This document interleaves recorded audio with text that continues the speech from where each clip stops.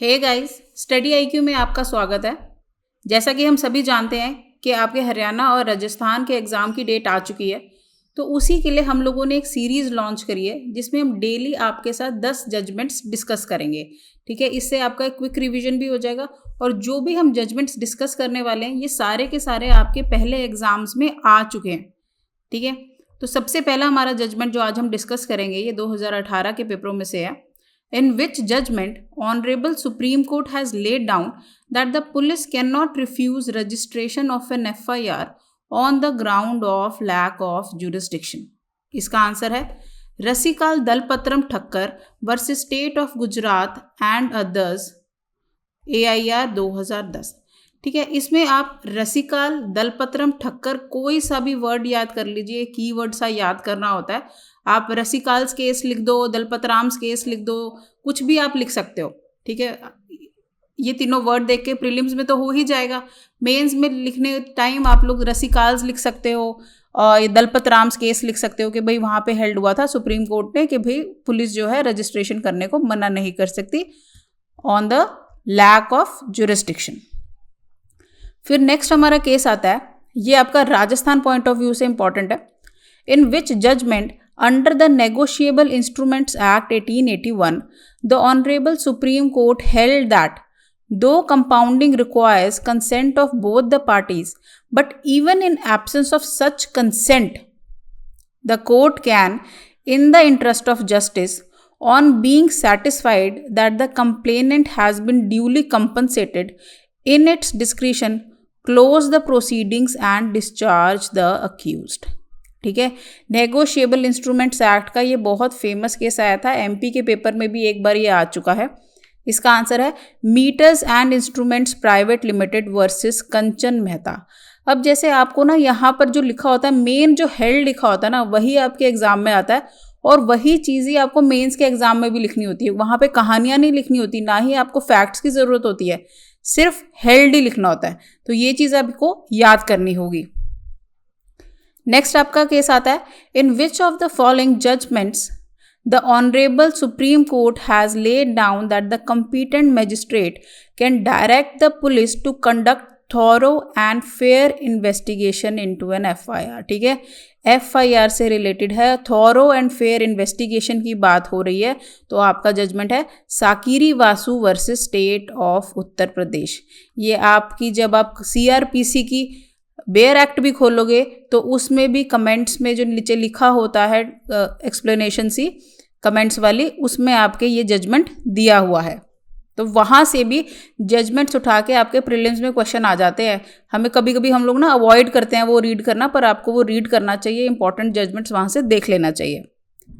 In which judgment the honourable Supreme Court has laid down that a party who is desirous of proving electronic evidence but does not have access to the device from which the document was pronounced is not required to produce and prove the certificate under section 65B of the Evidence Act।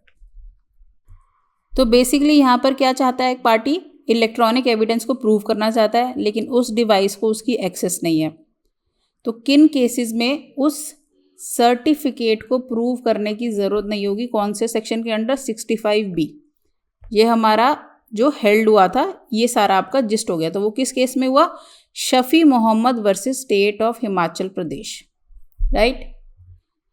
एक important announcement भी है guys, Study IQ ने judiciary exams के लिए course launch कर दिया है। Haryana, UP, west Bengal, Bihar, Punjab, आप हमारे प्लेटफॉर्म पर जा सकते हैं, वहाँ पर डेमो वीडियोस भी अवेलेबल हैं, आप लोग वो भी देख सकते हैं। और अगर आपको अच्छा लगे तो आप लोग अपने आप को एनरोल भी कर सकते हैं।